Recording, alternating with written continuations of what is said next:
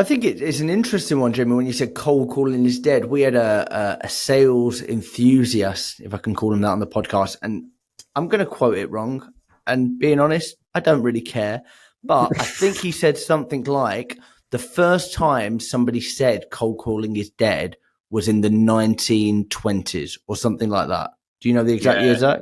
Yeah. I don't know the exact year. I thought you were going to really show me up there, but it's something like that. And then 100 years later, people are still saying it. But like before the phone, cold calling was a thing. You turn up somewhere and cold call. Obviously, you've got to think now about, okay, I want to speak to the CEO of this company. They've got 5,000 employees. They've got 101 different decisions to make on a daily basis.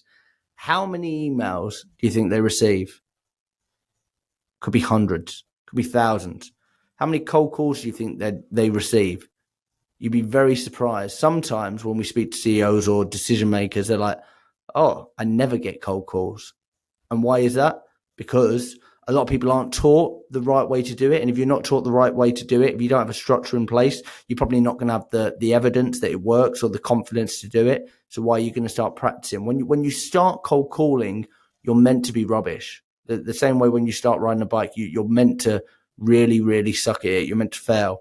But only by doing and practicing and going away and getting marginally better is the way that you can improve. So, yeah, I agree with Zach. So many people would say, I'm not going to cold call, because why would you when you could send an email or a LinkedIn?